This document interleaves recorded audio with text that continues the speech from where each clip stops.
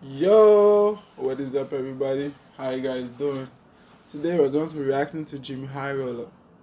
When you're the best player in the NBA, when nobody notices. So yeah, let's check it out. MVP. Three letters that sum up excellence, dominance, competitiveness, and the spirit of winning. The NBA's Most Valuable Player Award is the highest individual achievement a player can accomplish in their career. Out of the tens of thousands of players to lace up in the NBA, only 35 have won a regular season MVP. But what exactly does value mean when assessing the league's most valuable player? Some would say it's leading your team to victory night in and night out. Others may say it's displaying your dominance through sheer numbers, points, I feel it rebounds, also assists, does. that type of thing. You can even argue that a player's value comes in the form of his mere presence, the intangibles that don't show up in the numbers. But however you look What at could it, that be? one thing is certain. NIKOLA JOKIC has been the most valuable NBA player so far this season. And NIKOLA the gap between Jokic. him and the next guy Bro, isn't even close. I always thought it was Stephen Curry. Today's video is sponsored by Raycon. Our friends over at Raycon Skip. ever since I started. In 1997, nearing the end of his days with the Chicago Bulls, Michael Jordan had reached legendary status on the court. He was widely recognized as not only the best player in the league, but as the greatest player of all time. He was the greatest. The man wasn't even He done was yet. the MVP, He bro. led the league in scoring, averaging nearly 30 points per game on ridiculous efficiency. He made first team all defense, and he led the Bulls to 69 wins. That was what I was trying to Easily the best remember. record in the NBA that season. With weeks left in the season, the MVP award was all but his. Congratulations And for they gave it to Malone, bro. They gave it to Malone. I remember this. I was so surprised. Because, like, it's not like I was watching the games back then, but, like, when I was watching the highlights and everything, and even the last dunk, I was so fucking surprised, man. At least he thought the MVP award was his. But instead, the award went to Karl Malone. A decision that, to this day, Michael Jordan can't believe actually I was gonna say it annoyed him. Like, was the best it and most annoyed him, and valuable he player. decided It was to. obvious. I don't even remember So what how happened could next. even the greatest I player think we won the to ever play championship the that year. game get robbed out of an award that was rightfully his? Well, there's a few reasons. One being voter fatigue. Seeing the same player dominate year after year can get tiring. Voters will go out of their way to justify rewarding anyone other than the guy who was always rewarded. Which brings us to our second point.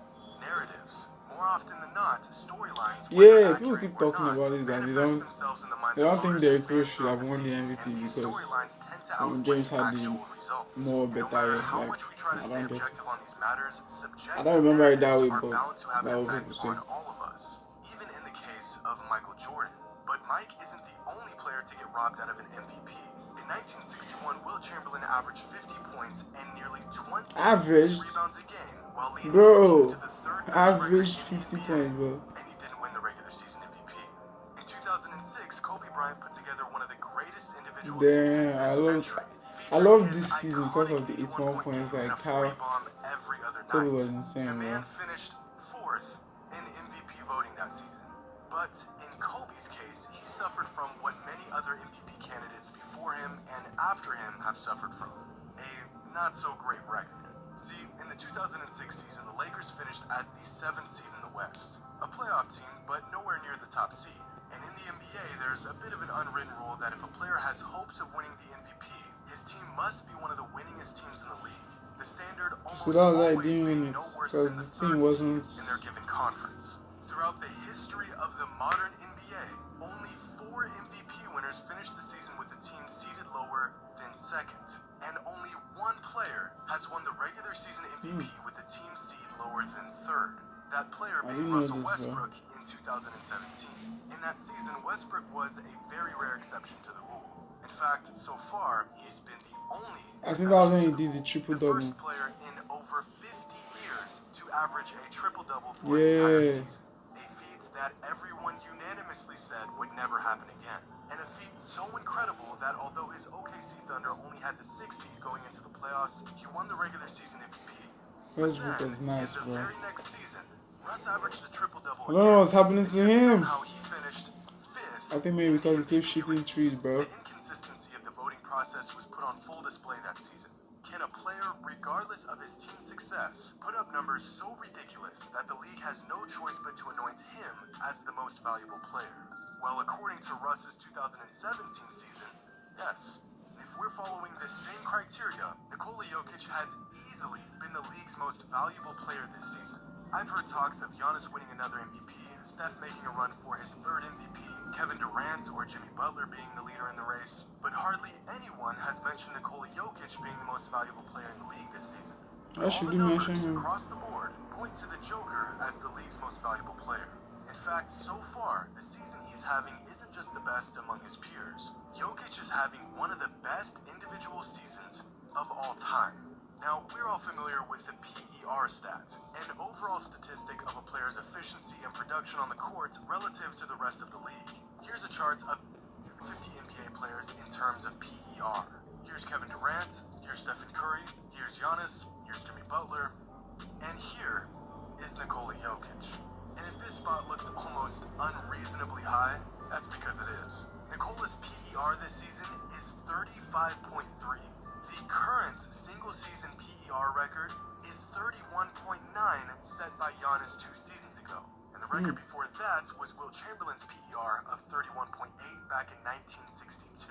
In fact, here's the highest single-season PER Michael Jordan ever achieved. Here's LeBron's single-season record. Here's Kobe's, Magic's, Bird's, Shaq's, Kareem's.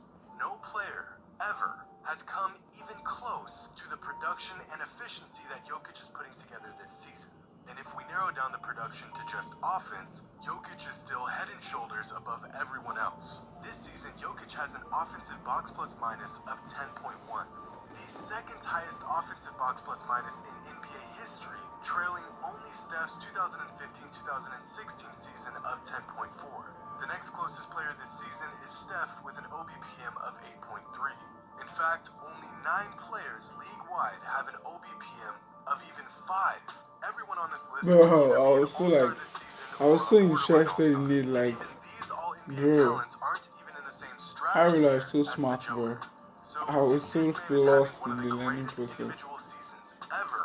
Why is no one talking about it? The man is averaging 26, 14, and 6 a game on nearly 60, 40, 80 splits.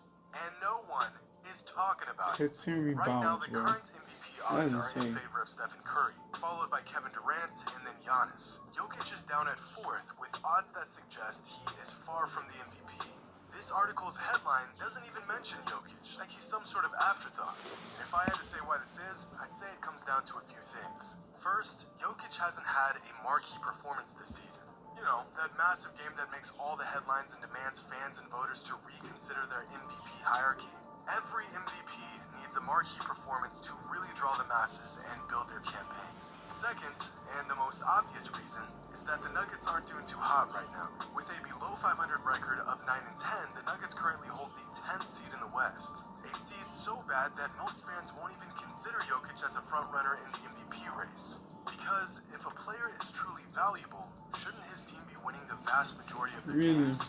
The short answer is yes. But the actual answer to that question isn't quite as black and white. Because the Nuggets are winning when Jokic is on the court and surrounded by competent teammates. So far this season, in the 14 games that Jokic has suited up, the Nuggets have outscored their opponents by a combined 48 points. In the 5 games that Jokic has missed this season, the Nuggets have been outscored by their opponents by 62 points. That means that with Jokic, the Nuggets are a winning team with an average margin of plus 3.4 points. Without him, they're a losing team with an average margin of negative 12.1 points. Sure, the Nuggets have a losing record at the moment, and they're far from a championship contending team. But without Jokic, they are downright atrocious. Recently, I asked a friend why people tend to downplay or downright ignore NIKOLA's excellence. And his answer was simple, but unfortunately, very true. His game is just boring.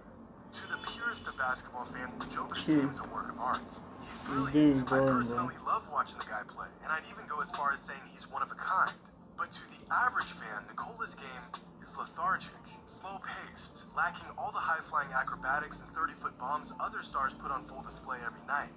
NIKOLA's excellence is rooted in his ability to break down the game to its simplest components and exploit the other team with his uncanny ability to see 2, 3, 4 moves ahead. But it's this very simplicity that deters fans from giving him the credit that he is due. Tim Duncan dealt with a similar problem his entire career. Timmy was so technically sound that he didn't need to be fancy. He didn't need a 45-inch vert or any sort of alien-like ability. He could dominate anyone with a handful of post moves, bank shots, and well-timed rolls to the basket. The man's nickname was literally the Big Fundamental. And because of this, it took years and years for people to truly see the immense value in Duncan. NIKOLA will shred a defense for 35 points and 15 assists without even getting a foot off the ground in the process. The man will appear to be moving in slow motion and still make your best defender look absolutely lost. He will alter a dozen shots on the defensive end without even getting close to blocking one of them. And you'll more than likely never see one of these plays on SportsCenter or your favorite sports social media outlet. But when the vast majority of fans get their information and start form their reacting opinions to based on these short clips and Nuggets highlights, games it's no wonder after that this. NIKOLA's impact, relevance, and dominance are undervalued. If you were able to somehow remove the hype and narratives from the MVP discussion, the race for the award would look something like this. And that's because this list is exactly that. Basketball Reference's MVP tracker, which gives a very objective look into the MVP race at the moment based solely on the numbers. The only list where you'll find Jokic ahead of everyone else. But if the numbers you've seen so far haven't swayed you enough, Jokic's excellence doesn't stop at the offensive end. With a defensive box plus minus of 5 this season, Jokic is leading the entire NBA on the defensive end by a massive margin.